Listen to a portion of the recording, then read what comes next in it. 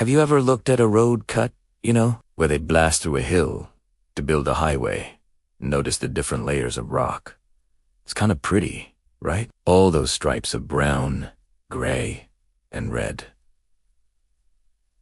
Most of us just drive by, but about 200 years ago, a man looked at those same layers and saw something that would completely change our understanding of the planet we live on. This is the story of that man, a humble canal digger named William Smith, and the map that literally redrew the world. Our story begins in the early 1800s in England. The Industrial Revolution is in full swing. Factories are popping up everywhere, and to power them, they need coal, to move that coal, and all the other goods being produced. They need a better transportation network. The answer? Canals.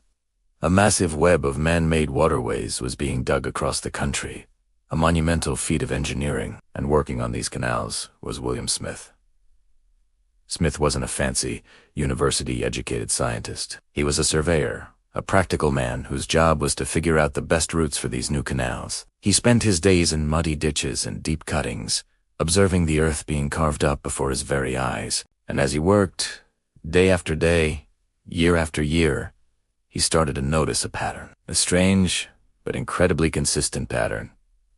He saw that the rocks weren't just a random jumble. They were arranged in layers, or strata, as geologists call them. A layer of sandstone might always be found on top of a layer of clay, which was always on top of a layer of limestone.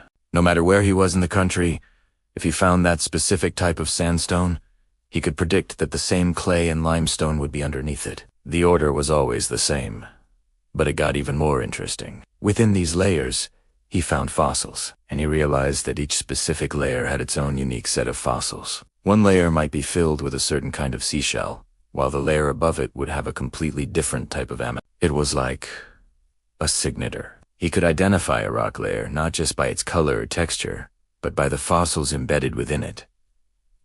He called this the principle of faunal succession. This was a revolutionary idea. At the time, most people believed the Earth was only a few thousand years old, created exactly as we see it today. Fossils were often dismissed as curiosities or tricks of nature, but Smith's observations suggested something else entirely. They suggested a deep, ancient history, a history recorded not in books, but in the rocks themselves, with each layer representing a different chapter in Earth's story. For over a decade, William Smith traveled the length and breadth of England and Wales on foot and by horseback. He was obsessed. He documented every rock outcrop, every quarry, every cliff face he could find. He'd sketch the layers, take notes, and collect fossil samples. Other scientists and wealthy collectors were also gathering fossils, but they treated them like stamps or coins, just things to be collected and cataloged. Smith was doing something different. He was using them to understand the structure of the entire country.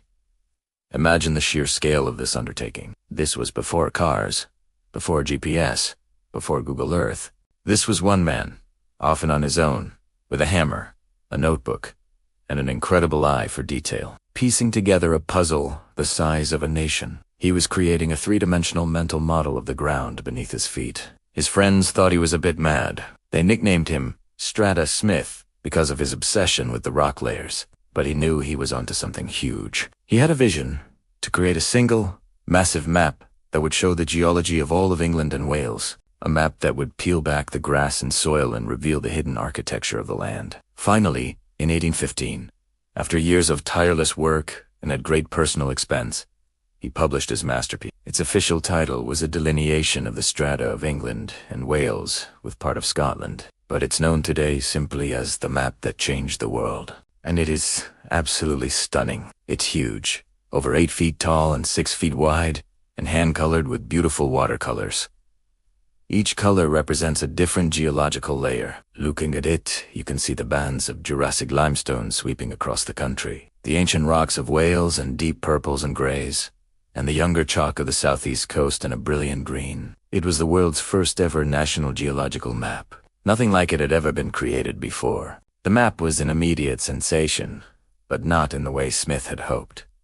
His work was, to put it bluntly, stolen. The wealthy and well-connected Geological Society of London basically copied his map, produced their own version using his data, and sold it for a much lower price. Because Smith was just a working-class surveyor, He couldn't compete. He was bankrupted by the cost of printing his map and was even thrown into debtor's prison. It was a crushing blow. For years, William Smith lived in obscurity, his monumental achievement largely forgotten but eventually, the scientific community came to realize the true genius of his work.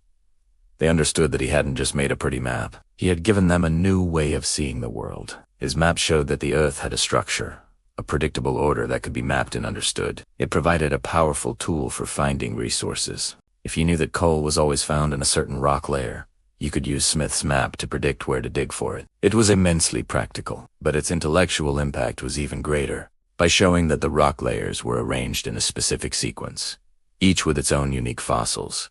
Smith provided powerful evidence that the Earth was incredibly old, much older than anyone had previously imagined. Each layer represented an immense span of time. His map laid the groundwork for Charles Darwin, who, a few decades later, would use the fossil record to develop his theory of evolution by natural selection. Smith's map gave Darwin the deep time he needed for his theory to make sense. In essence, William Smith gave us the concept of geological time. He taught us how to read the story written in the rocks. Modern geology, paleontology, evolutionary biology, all of these fields owe a massive debt to this one man and his magnificent map.